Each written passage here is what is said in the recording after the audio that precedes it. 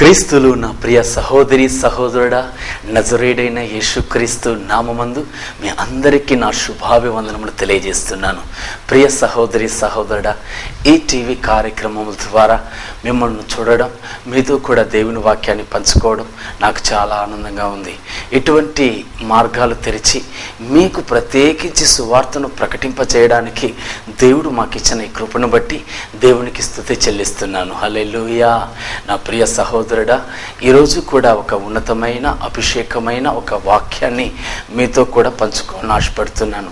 అది ఏంటో తెలుసా? ఈరోజు మనం ధ్యానించబోయే అంశం దేవుని రాజ్యం. దేవుని రాజ్యమును గురించి ఈరోజు మనం ధ్యానించబోతున్నాం.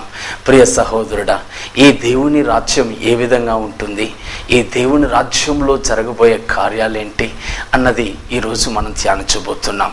ప్రియ సహోదరుడా, క్రైస్తవ జీవితమైన మన జీవితంలో అనేక విధమైన శ్రమల మధ్య, పోరాటాల మధ్య, కన్నీరు, వేదన, అవమానాలు తట్టుకుంటూ అయ్యో ఇంకా ఎంతకాలం ఈ శ్రమలు నేను అనుభవించాలని చెప్పి వేదనతో కుమిలిపోతున్న సహోదరి, నీకు నాకు ఒక నిరీక్షణ ఉంది. అది ఏంటో తెలుసా? పరలోక రాజ్యం. అదే దేవుని యొక్క మహిమ కలిగిన రాజ్యం. ఆ రాజ్యాన్ని నీకు నాకు ఇచ్చి దేవుని యొక్క మహిమ కలిగిన హస్తం, ఆ యొక్క మహిమ కలిగిన విశ్రాంతిలో మనల్ని నివసింపజేయాలని దేవుడు ఆశపడుతున్నాడు. అందుకే ప్రభు చెప్పాడు, నేను మిమ్మల్ని అనాథలుగా విడవను, నేను త్వరగా వస్తాను, ఖచ్చితంగా త్వరగా వస్తాను. మిమ్మల్ని తీసుకువెళ్ళి నేను నివసించే ఆ స్థలములో మీకోసం నేను ఇల్లును ఆయత్తపరుస్తూ ఉన్నాను, స్థలమును ఆయత్తపరుస్తూ ఉన్నాను.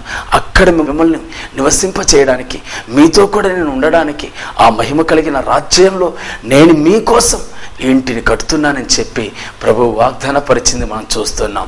ప్రియ సహోదరుడా, భయపడకండి.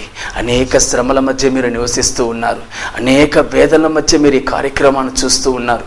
ఇంకా ఎంతకాలం బ్రదర్, ఓర్చుకోలేకపోతున్నాను బ్రదర్, కుటుంబంలో సమాధానం లేదు, ఎప్పుడు చూసినా కన్నీరు, వేదన అని చెప్పి ఎప్పుడు చూసినా ఇదే విధమైన బాధలతోనే మీరు కుమిలిపోతున్నారు. నిజమే నా ప్రియ సహోదరుడా, మన జీవితంలో మన యొక్క పుట్టుక మొదలుకొని మరణించే వరకు మన జీవితంలో అనేక శ్రమల మధ్య మనం నడుస్తూ ఉన్నాం. కారణం, క్రైస్తవ జీవితం అనేది శ్రమల మధ్య దేవుడు నడిపించే ఒక బహు గొప్ప అద్భుతమైన జీవితం. అందుకే దేవుడు చెప్తున్నాడు, ఈ లోకంలో మీకు శ్రమలున్నాయి, అయినను మీరు ధైర్యం తెచ్చుకోండి, నేను ఈ లోకాన్ని జయించి ఉన్నాను అని ప్రభు వాగ్దానపరుచున్నాడు. హల్లెలూయా. ప్రియ సహోదరుడా, ఎన్ని శ్రమలు ఎదురైనా, ఎన్ని వేదనలు ఎదురైనా మనకొక జయం ఉంది, జయమైన జీవితం ఉంది, మనకొక ధైర్యం ఉంది, మనకొక విశ్వాసం ఉంది. అది ఏంటో తెలుసా? మహిమ కలిగిన రాజైన యేసయ్య మన కోసం తిరిగి రాబోతూ ఉన్నాడు. ఎందుకో తెలుసా? ఆయన రాజ్యంలో నిన్ను, నన్ను, మనలను దేవుడు ఆ రాజ్యంలో తీసుకు వెళ్ళడానికి, ఆ నివాసంలో మనల్ని ఉంచడానికి దేవుడు ఆశపడుతున్నాడు. హల్లెలూయా. నా ప్రియ సహోదరుడా, మన క్రైస్తవ జీవితంలో మనకొక నిరీక్షణ ఉంది. అదే దేవుని యొక్క మహారాజ్యం, అదే దేవుని యొక్క పరిశుద్ధమైన దేవుని రాజ్యం. ఆ రాజ్యంలో మనం చేర్చబడబోయేది నిశ్చయం. ఆమేన్. హల్లెలూయా.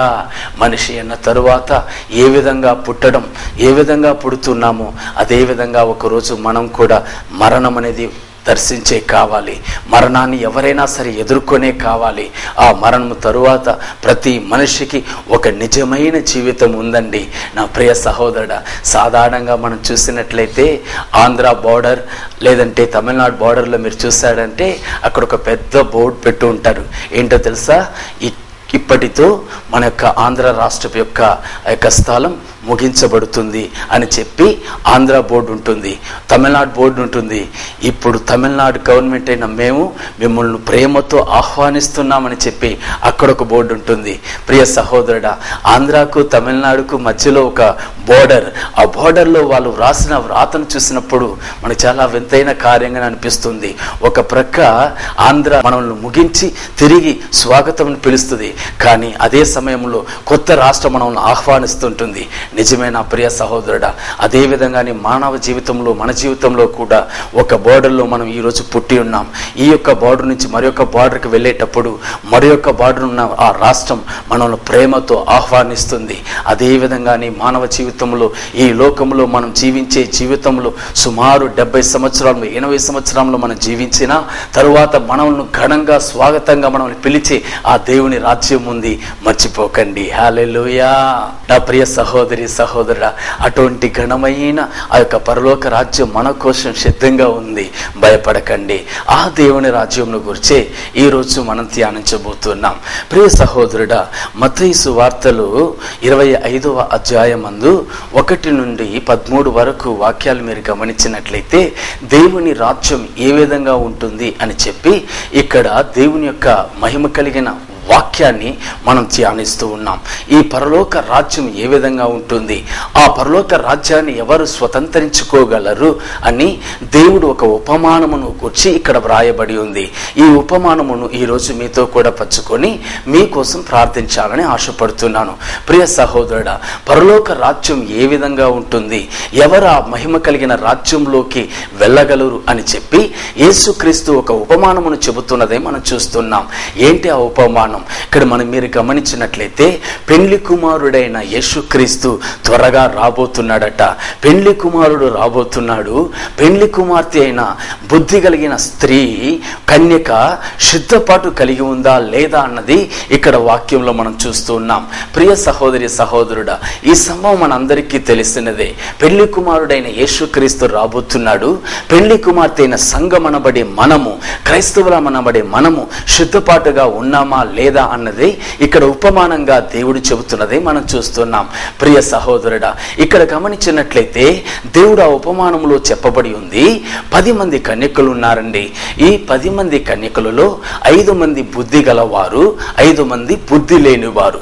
5 మంది బుద్ధి గలవారు తమ చేతిలో దివిటీలున్నాయి, వారి చేతిలో నూనె ఉంది, అన్నిటినీ సిద్ధపాటు కలిగి ఎప్పుడైతే పెండ్లి కుమారుడు వస్తాడా అని వేచి ఉన్నది మనం చూస్తూ ఉన్నాం. అదే విధంగా 5 మంది బుద్ధి లేని వారిని మీరు గమనించినట్లయితే పెళ్లి కుమారుడు వస్తాడన్న విషయం వారికి తెలుసు, వారు కూడా దివిటీలు తీసిపెట్టుకునే ఉన్నారు. కానీ వారి చేతిలో నూనెను సిద్ధపాటు చేసుకోలేదండి. కారణం, ఆయన ఎప్పుడో వస్తాడు, అప్పుడు చూసుకుంటాంలే అని చెప్పి వాళ్ళు అశ్రద్ధగా ఉన్నారండి. మీరు గమనించినట్లయితే 5 మంది సిద్ధపాటు కలిగి ఉన్నారు, 5 మందిని చూసినట్లయితే సిద్ధపాటు లేని వారిగా ఉన్నారు. మరి యొక్క ఈ వాక్యంలో మీరు చూసినట్లయితే ఈ యొక్క 10 మంది కన్యకులు నిద్రించారని కూడా వాక్యంలో మనం చూస్తున్నాం. అర్ధరాత్రి వేళ సమయం వచ్చింది, పెళ్లి కుమారుడు వస్తున్నాడన్న ఒక శబ్దం భయంకరంగా ఒక కేక ఏర్పరచబడింది. ఆ కేక వచ్చిన వెంటనే 10 మంది కన్యకులు లేచారండి. త్వరగా లేచారు. 5 మంది బుద్ధి గలవారు లేచారు, 5 మంది బుద్ధి లేని వారు లేచారు. కానీ సిద్ధపాటు కలిగిన వాళ్ళు దేవుణ్ణి ఎదుర్కోవడానికి, పెళ్లి కుమారుని ఎదుర్కోవడానికి సిద్ధపాటు కలిగి ఉన్నందువల్ల వారి చేతిలో దివిటి ఉంది, వారి చేతిలో నూనె ఉంది. కాబట్టి ఆ యొక్క పెళ్లి కుమారుని ఎదుర్కోవడానికి సంతోషంగా ఎదుర్కొంటున్నది మనం చూస్తూ ఉన్నాం. కానీ బుద్ధి లేని వారిని గమనించినట్లయితే దివిటీలు ఉన్నాయి కానీ నూనె లేదండి. ఆ తరువాత వారు నూనె కోసం వెతుక్కుంటూ ఉన్నట్లు మనం చూస్తూ ఉన్నాం. నా ప్రియ సహోదరి సహోదరుడా, ఈ ఉపమానమును దేవుడు ఎందుకైతే వ్రాసి ఉన్నాడో ప్రియ సహోదరుడా, ఈ లోకంలో కూడా క్రైస్తవ జీవితంలో చాలా మందికి అశ్రద్ధ చూపిస్తూ ఉన్నారు. దేవుడి రాకను కూర్చిన ఒక శ్రద్ధ వారికి లేదు. దేవుని కుమారుడైన పెళ్లి కుమారుడైన యేసుక్రీస్తు రాబోతున్నాడన్న విషయం అందరికీ తెలుసు. కానీ శ్రద్ధ చూపడం లేదు. ఒక ప్రక్క సిద్ధపాటు కలిగిన వాళ్ళుగా మనం ఉండాలని మనం గ్రహించి కూడా ఆ సిద్ధపాటు లేని వారుగా చాలా మంది ఈ రోజు అశ్రద్ధ చూపుతున్నది మనం చూస్తున్నాం. ప్రియ సహోదరి సహోదరుడా, క్రైస్తవ జీవితం అంటే సిద్ధపాటు కలిగిన జీవితం అన్నది మర్చిపోకండి. సిద్ధపాటు కలిగిన వాళ్ళే పెళ్లి కుమారుతో కూడా ఆ నిత్య రాజ్యములోనికి, ఆ పెళ్లి విందుకు, ఆ మహిమ కలిగిన దేవుడి రాజ్యానికి చేర్చబడినట్లుగా మనం చూస్తున్నాం. నా ప్రియ సహోదరి సహోదరుడా, బుద్ధి లేని కన్యకులు, సిద్ధపాటు లేని వారు చేయి విడవబడ్డారు అని వాక్యంలో మనం చూస్తున్నాం. మరి ఈ కార్యక్రమాన్ని చూస్తున్న మీ జీవితంలో సిద్ధపాటు కలిగి ఉన్నారా, లేదంటే అశ్రద్ధగా ఉంటున్నారా అన్నదే ఈరోజు మీతో కూడా నా దేవుడు ప్రత్యేకించి మాట్లాడాలని ఆశపడుతున్నాడు. ప్రియ సహోదరి సహోదరుడా, ఈరోజు మీరందరూ పూర్వీకంగా క్రైస్తవులుగా ఉండవచ్చు.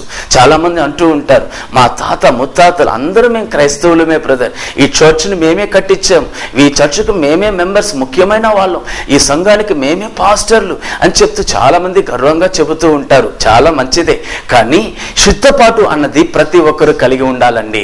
మీరు ఎవరైనా కానివ్వండి, మీరు ఎన్ని పూర్వీకంగా మీరు క్రైస్తవులై ఉండవచ్చు, ఎన్ని దశమ భాగములు ఇచ్చేవారై ఉండవచ్చు, ఎన్ని సంఘాలు కట్టిన వారై ఉండవచ్చు, ఎంతమంది బోధకులకు మీరు పిల్లలై ఉన్నా సరే, కానీ నా దేవుడు ఈరోజు మీతో అడుగుతున్న ఒకే ఒక ప్రశ్న, ఈరోజు పెళ్లి కుమారుడైన యేసుక్రీస్తు త్వరగా రాబోతున్నానని చెప్పాడు. ఆయన త్వరగా రాబోతున్నాడన్న విషయం మీకు తెలిసే ఉంది. కారణం, ఈ ప్రపంచంలో దేవుడు చెప్పిన ప్రతి అంశం, ప్రతి మాట నెరవేర్చబడి ఉన్నది. దేవుని యొక్క రాకడకు ఇప్పుడు సమీపంగా ఉన్నదని చెప్పి మనమందరికీ గ్రహించే ఉన్నాం. కారణం, దేవుడు చెప్పాడు, నేను రాబోయే కాలం ఎటువంటి సంభవాలు జరగబోతున్నాయని చెప్పి దేవుడు ముందుగానే ఒక హెచ్చరికలు రాశాడు.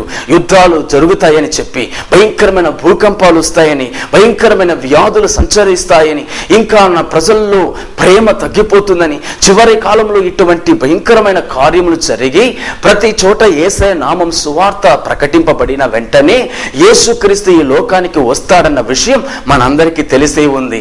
కానీ ఈరోజు అన్ని గ్రహించిన మన జీవితంలో సిద్ధపాటు అనేది లేనందువల్లే, మనం అశ్రద్ధ చూపుతున్నందువల్లే ఆయన ఎదుర్కోవడానికి సిద్ధంగా ఉన్నామా లేదా అన్నదే నా ప్రశ్న. అందుకే ఈరోజు ఈ కార్యక్రమం ద్వారా నేను మీతో ప్రత్యేకించి మాట్లాడాలనుకున్న ఒకే ఒక అంశం, ఆ దేవుని రాజ్యమును స్వతంత్రించుకోవడానికి, ఆ మహిమ కలిగిన రాజ్యానికి నువ్వు వెళ్ళడానికి సిద్ధంగా ఉన్నావా? సిద్ధంగా ఉన్నావా? బుద్ధిగల స్త్రీల వలె నీవు ఆ పెళ్లి కుమారుని దర్శించడానికి, ఆ పెళ్లి కుమారుడైన యేసు క్రీస్తును ఎదుర్కోవడానికి నీవు సిద్ధంగా ఉన్నావా అన్నదే నా యొక్క ప్రశ్న. నా ప్రియ సహోదరి సహోదరుడా, బైబిల్ గ్రంథమందు తేటగా చెప్పబడుతూ ఉంది, ఎవరు ఆ పెళ్లి కుమారుని ఎదుర్కొనగలరు, ఎవరు ఆ దేవుని రాజ్యములో చేర్చుకొనగలరు, ఎవరు ఆ పరలోకం రాజ్యంలోకి వెళ్ళగలరు అని చెప్పి బైబిల్ గ్రంథంలో మనం ధ్యానించినట్లయితే బైబిల్ వాక్యం తేటగా చెప్పబడుతూ ఉంది. హెబ్రీయులు 12వ అధ్యాయములో 14వ వాక్యం తేటగా చెప్పబడుతూ ఉంది, పరిశుద్ధత లేకుండా ఎవరు దేవుణ్ణి చూడలేరు. హల్లెలూయా. నా ప్రియ సహోదరి సహోదరుడా, పెళ్లి కుమారుడైన యేసుక్రీస్తు త్వరగా రాబోతున్నాడు అన్నది నిశ్చయం, అది సత్యం. ఆ మాటలో మార్పు లేదండి. కారణం, ఆకాశమును భూమిని గతించిపోయిన నా దేవుడు చెప్పిన మాట ఎల్లప్పుడూ అది గతించదు, ఖచ్చితంగా అది నెరవేర్చబడుతుంది. యేసుక్రీస్తు త్వరగా రాబోతూ ఉన్నాడు. వాక్యం తేటగా చెప్పబడుతూ ఉంది, ఇదిగో నేను త్వరగా రాబోతున్నానని చెప్పి ప్రభు తేటగా చెప్పి ఉన్నాడు. మరి యేసుక్రీస్తు త్వరగా రాబోతున్నాడు కదా, మరి నువ్వు సిద్ధంగా ఉన్నావా? సిద్ధంగా ఉన్నావా? ఒక్క నిమిషం ఆలోచన చేసి చూడు. అయ్యా, నేను ఆయన ఎదుర్కోవడానికి నాలో ఏ క్వాలిఫికేషన్ ఉండాలి, నాలో ఎటువంటి కార్యం ఉండాలని చెప్పి నువ్వు అనుకుంటున్నావు కదా, నీతోనే ప్రత్యేకించి దేవుడు మాట్లాడుతున్నాడు. వాక్యం తేటగా చెప్పబడుతుంది, పరిశుద్ధత లేకుండా ఎవరు దేవుణ్ణి చూడలేరు. పరిశుద్ధత లేకుండా ఎవరు దేవుని దర్శించలేరు. వాక్యం తేటగా చెప్పబడి ఉంది. పరిశుద్ధం అన్న క్వాలిఫికేషన్ మనలో ఉన్నప్పుడు, పరిశుద్ధతగా మనం జీవించినప్పుడు ఆ పెళ్లి కుమారుడైన యేసయ్యను మనం ఎదుర్కొనగలము. హల్లెలూయా. నా ప్రియ సహోదరుడా, ఈరోజు ఈ కార్యక్రమాన్ని చూస్తున్న నీ జీవితంలో పరిశుద్ధత ఉందా? పరిశుద్ధత ఉందా? నా యవ్వన సహోదరుడా, నిన్ను చూసే ప్రత్యేకించి దేవుడు అడుగుతూ ఉన్నాడు, నీ యవ్వన జీవితంలో నా ఇష్టం, నా జీవితం, నా యొక్క శరీరం, నేను ఏ విధంగానే జీవించగలను, నా జీవితాన్ని ఏ విధంగానే చేసుకోగలను చెప్పి నువ్వు అనుకుంటున్నావే, పరిశుద్ధమైన జీవితం నీలో ఉందా? ప్రియ సహోదరుడా, యేసుక్రీస్తు చెబుతూ ఉన్నాడు, ఒక స్త్రీని మోహపు చూపుతో చూస్తేనే ఆ స్త్రీతో వ్యభిచారం చేసినట్లు అని చెప్పి మత్తయి గ్రంథం 5వ అధ్యాయం 28వ వాక్యం తేటగా చెప్పబడి ఉంది. మరి నీ జీవితంలో అటువంటి చూపులో పరిశుద్ధత ఉందా? యేసుక్రీస్తు చూపులో కూడా పరిశుద్ధతను ఎదురు చూస్తున్న దేవుడు, మన చూపులో కూడా పరిశుద్ధంగా ఉండాలని ఆశపడుతున్న దేవుడు. మరి నీ జీవితంలో ఆ చూపులో పరిశుద్ధత ఉందా? యవ్వన సహోదరి సహోదరుడా, ఈరోజు చాలా మంది యవ్వన సహోదరులు చేస్తున్న ఒక భయంకరమైన పాపం ఏంటో తెలుసా? తాను చదువుతున్న చదువులోనే కాలేజ్ స్టూడెంట్స్ లో ఇంకా ఎందుకండి 8వ తరగతి 10వ తరగతి చదివే రోజుల్లోనే ప్రేమల్లో పడిపోతూ ఉన్నారు.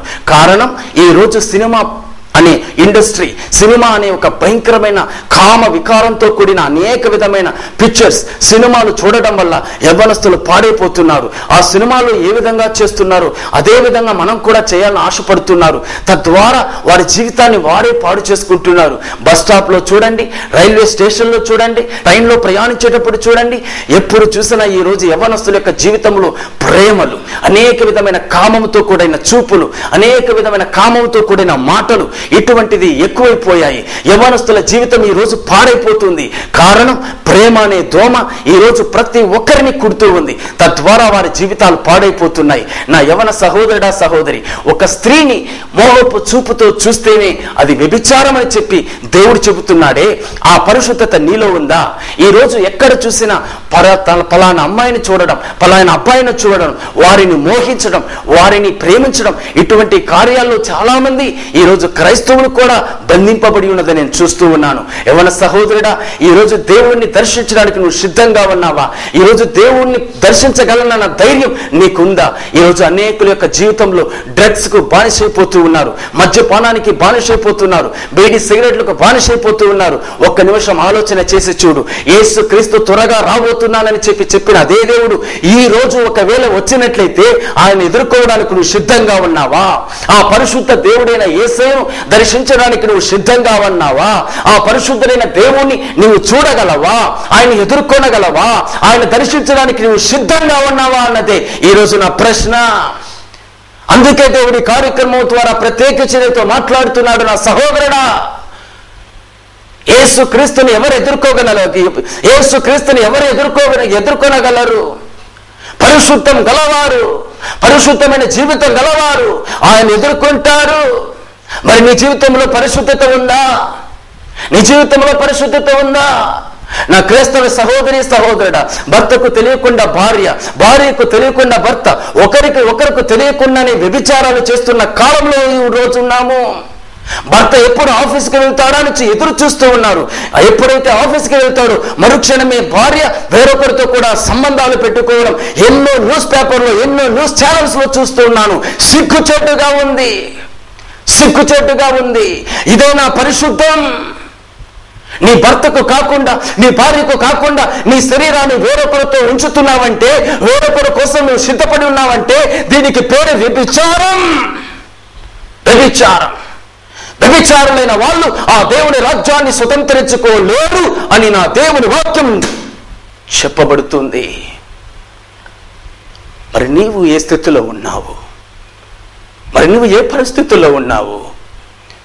ప్రభు యేసు నీతో మాట్లాడుతున్నాడు సహోదరి, ప్రభు నీతో మాట్లాడుతున్నాడు. క్రైస్తవ జీవితం అంటే ఆటలాడుకునే జీవితం కాదు. క్రైస్తవ జీవితం అంటే అది పరిశుద్ధమైన జీవితం. నీ మాటల్లో పరిశుద్ధత ఉండాలి, నీ చూపులో పరిశుద్ధత ఉండాలి, నీ ఆలోచనలో పరిశుద్ధత ఉండాలి, నీ నడకలో పరిశుద్ధత ఉండాలి. ఆ పరిశుద్ధం నీకుందా? ఆ పరిశుద్ధమైన మాటలు నీలో వస్తున్నాయా? ఆ పరిశుద్ధమైన చూపు నీలో ఉందా? ఆ పరిశుద్ధమైన ఆలోచన నీలో ఉన్నాయా? ఆలోచన చేయి. ఈరోజు నీ జీవితం ఏ విధంగా ఉంది? నా ఇష్టం, నా శరీరం, నేను ఏమైనా తాగుతాను, నేను ఏమైనా చేస్తానని చెప్పి బీడీ సిగరెట్లు పాన్పరాగులు వేసుకుని నమ్ముతున్నావే, మద్యపానాలు తాగి ఈ రోజు పందిలా ఇక్కడ అక్కడ పడి బూరుతున్నావే. ఇదే నా జీవితం? ఇదే నా క్రైస్తవ జీవితం? ప్రభు నీతో మాట్లాడుతూ ఉన్నాడు. ప్రభు నీతో తేటగా మాట్లాడుతూ ఉన్నాడు. ఇదే రక్షణ సమయం. ఇక కాలం చెల్లదు, ఇక కాలం లేదు. యేసు క్రీస్తు చెప్పిన వాక్య ప్రకారం ఇదిగో నేను త్వరగా వస్తున్నాను. Are you ready? నీవు దేవుణ్ణి దర్శించడానికి సిద్ధంగా ఉన్నావా? ఆ పరిశుద్ధ దేవుణ్ణి దర్శించడానికి సిద్ధంగా ఉన్నావా?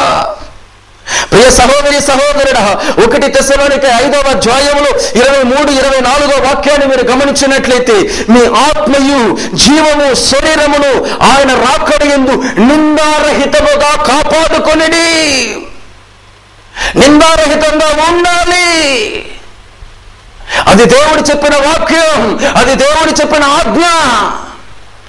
మన ఆత్మ, జీవ, శరీరం పరిశుద్ధంగా నిందారహితంగా ఉండాలి. నిందారహితంగా ఉండాలి. 1 తెస్సలోనికీయుల 3వ అధ్యాయం 12-13 వాక్యాలు మీరు గమనించినట్లయితే, యేసు క్రీస్తు తన పరిశుద్ధ దూతలతో వచ్చినప్పుడు దేవుని ఎడల మన హృదయం పరిశుద్ధంగా ఉండాలి. మన హృదయం పరిశుద్ధంగా ఉండాలి. యేసు క్రీస్తు మహిమ కలిగిన దేవుడు రాబోతూ ఉన్నాడు. తన దేవదూతలతో కూడా రాబోతూ ఉన్నాడు. తనకు ప్రియమైన వారిని, తన బిడ్డలను తన రాజ్యంలో తీసుకు వెళ్ళడానికి ఆయన త్వరగా రాబోతూ ఉన్నాడు. కానీ ఆయన ఎదుర్కోవడానికి నువ్వు సిద్ధంగా ఉన్నావా? Are you ready? ఎవరి సహోదరుడా, నువ్వు సిద్ధంగా ఉన్నావా? వివాహమై కూడా క్రైస్తవ జీవితంలో ఉంటున్న ప్రియ సహోదరి, సహోదరుడా, పిల్లలు కూడా ఉండి కూడా నీ జీవితంలో పరిశుద్ధత ఉందా? ఆఫీస్ కని వెళ్తున్నావు, ఆఫీస్లో ఉంటున్నావు, నీ భార్య నీపై ఎంత నమ్మకం పెట్టుకొని ఉంటుంది. నా భర్త లాంటి వారు ఎవ్వరూ లేరే, నా భర్త లాంటి వారు ఎవ్వరూ లేరని చెప్పి ఎంత నమ్మకం నీ పైన పెట్టుంది. ఆఫీస్కి వెళ్తున్న నీ జీవితంలో ఆఫీస్లో పరిశుద్ధంగా ఉంటున్నావా? ఆఫీస్లో ఉంటున్న అమ్మాయిలతో కూడా నువ్వు పోకిరి చేష్టాలు చేస్తూ, వారితో కూడా ప్రేమ కార్యాలు చేస్తూ, ఒక ప్రక్క భార్యను వేదన పరుస్తూ, ఒక ప్రక్క నిన్ను నీవే పాపానికి బానిస చేస్తూ, ఒక ప్రక్క నీ జీవితాన్ని పాడు చేసుకుంటున్నావు, ఒక ప్రక్క నటన చేస్తూ ఉన్నావు. నీ కుటుంబంలో ఒక భక్తిపరుడుగా, నీ ఒక మంచి క్రైస్తవ సహోదరుడుగా నీ భర్తకు, నీ భార్యను మోసం చేస్తున్నావే. ఇదే నా పరిశుద్ధం? నా దేవుడు నిన్ను అడుగుతున్నాడు. ఆయన రాబోతున్నాడు. యేసుక్రీస్తు త్వరగా రాబోతున్నాడు. ఆయన దర్శించడానికి నువ్వు సిద్ధంగా ఉన్నావా? ఆయన ఎదుర్కోవడానికి నువ్వు సిద్ధంగా ఉన్నావా? నా ప్రియ క్రైస్తవ సహోదరి, సహోదరుడా, పరలోక రాజ్యం ఉంది, మహిమ కలిగిన రాజ్యం ఉంది. ఆ రాజ్యంలో ఎవరు వెళ్తారు? ఆ రాజ్యంలో ఎవరు దర్శింపగలరు? ఆ రాజ్యానికి ఎవరు సిద్ధపడగలరు? పరిశుద్ధం కలవారు, పరిశుద్ధమైన జీవితం గలవారు. మరి నీ జీవితం ఈ విధంగా ఉంది. ఈరోజు ప్రభు నీతో మాట్లాడుతున్నాడు సహోదరుడా, ఈరోజు నీతో మాట్లాడుతున్నాడు. ప్రియ సహోదరి, సహోదరుడా, బైబిల్ గ్రంథంలో ఒక కుటుంబానికి కావలసిన చాలా ప్రాముఖ్యమైన పరిశుద్ధతను గురించి వ్రాయబడి ఉంది. ఏంటో తెలుసా? ఒక కుటుంబం ఉందనుకోండి, ఆ కుటుంబంలో భార్యకు ఉన్న పరిశుద్ధత ఏంటో తెలుసా? తన భర్త పైన ప్రేమ చూపడం, తన భర్తను గౌరవించడం, తన భర్తకు భయపడడం భార్యకు పరిశుద్ధం. మీకు తెలుసా, చాలామంది ఈరోజు క్రైస్తవులు, వారికి ఉన్న గర్వం, అనేక భక్తి పరులనని అనేక మంది స్త్రీలకు ఉన్న ఒక గర్వం ఏంటో తెలుసా? నేను భక్తి పరురాలని అని చెప్పి ఒక గర్వం. ఆ గర్వంతో చాలామంది సొంత భర్తను కూడా గౌరవించరు, సొంత భర్తకు భయపడరు. ఆలయాలకు వెళ్ళి అన్య భాషలు మాట్లాడి, ఆలయాలకు వెళ్ళి ఎన్నో ప్రార్థనలు చేసి ఉపవాసాలుండి చేస్తూనే ఉంటారు, భక్తిగానే ఉంటారు, అన్నీ చేస్తారు. కానీ కుటుంబంలో భర్తను ప్రేమించరు, భర్తకు లోబడరు, భర్తకు భయపడని జీవితం. నీకేనని తెలుసు, నాకని తెలుసు అని చెప్పే గర్వం ఈరోజు అనేక క్రైస్తవ సహోదరులకు ఏర్పడింది. నీకొకటి తెలుసా సహోదరి, సహోదరి, దేవునికి పరిశుద్ధత అనేది నీ కుటుంబంలో ప్రారంభించాలి. నీ భర్తకు లోబడుతున్నావే, అదే పరిశుద్ధత. నీ భర్తకు భయపడే జీవితమే పరిశుద్ధత. నువ్వు బయట ఎన్ని ప్రార్థనలు చేసి, ఎంత పరిశుద్ధమైన జీవితాన్ని జీవించినా, ఎంత ప్రార్థనలు చేసినా, ఎంత అన్య భాషల్లో జీవించినా, ఎంత వరాలు పొంది నువ్వు కృపతో ఉన్నా, నీ భర్త దగ్గర నువ్వు లోబడి జీవించే జీవితం, నీ భర్త దగ్గర నువ్వు భయపడే జీవితమే నిజమైన పరిశుద్ధ జీవితం. ఆ జీవితం నీకుందా? నిజంగానే నీ జీవితంలో నీ భర్తను ప్రేమిస్తున్నావా? నిజంగానే నీ భర్తకు నువ్వు గౌరవిస్తున్నావా? నీ భర్తకు నువ్వు భయపడినట్లయితే నీ భర్తకు ప్రేమించు, ఆయనకు లోబడు, ఆయన చెప్పిన మాటలకు లోబడు. నీ కుటుంబంలో నీకు లోబడే తత్వం నీకు లేదు. బయట మాత్రం నువ్వు ఎంతగానో ప్రేమించే వ్యక్తిగా, కన్నీళ్ళు విడిచి ప్రార్థన చేసే వ్యక్తిగా ఉన్నావే, కానీ నీ భర్త దగ్గర మొదటగా నీ ప్రార్థనా జీవితాన్ని, నీ యొక్క పరిశుద్ధ జీవితాన్ని నువ్వు చూపించాలి. ప్రియ సహోదరి, ఈరోజు ఎంతమంది సహోదరులు తన భర్తను చూసి ఆ సైతాను ఎప్పుడొస్తాడో తెలియదు అంటున్నారు. ఎవరిని చూసి? సొంత భర్తను చూసి సైతాన్ అంటున్నారు. ప్రియ సహోదరి, ఇదేనా పరిశుద్ధం? ఇదేనా పరిశుద్ధం? శారాను గమనించినట్లయితే, నా ప్రియ సహోదరి, బైబిల్ గ్రంథంలో మీరు గమనించినట్లయితే శారా యొక్క జీవితంలో తన భర్త అయిన అబ్రహామును చూసి ప్రభువా అని పిలుస్తుంది. ఎంత గౌరవమైన మాట!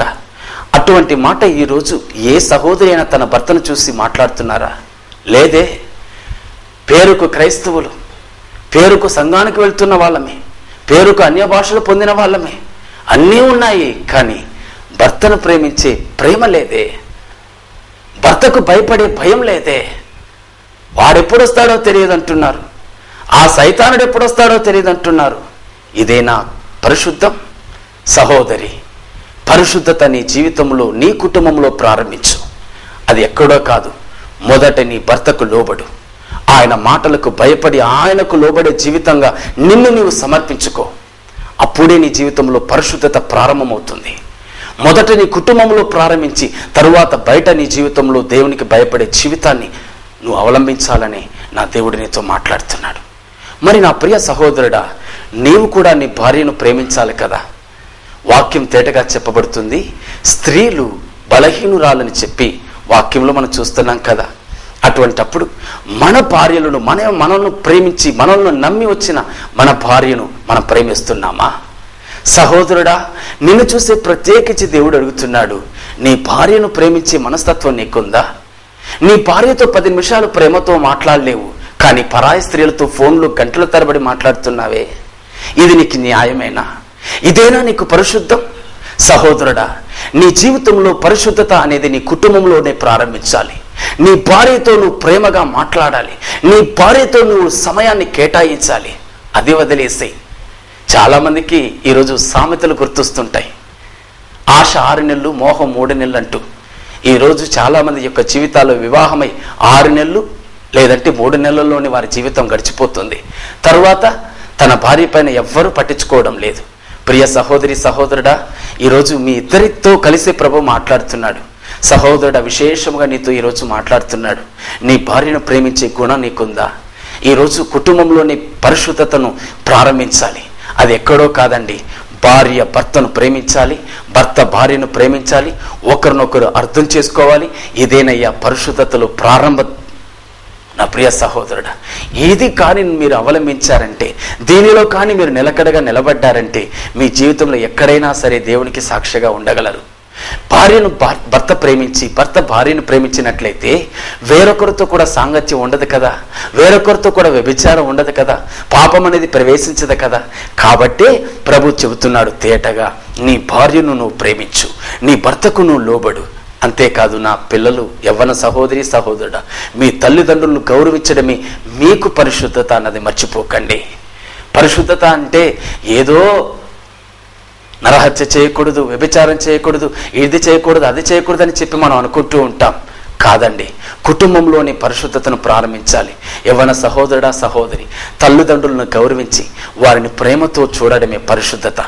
ఈరోజు ప్రత్యేకించి దేవుడు మనతో మాట్లాడుతున్న ఒకే ఒక మాట, దేవుని రాజ్యం సిద్ధంగా ఉంది.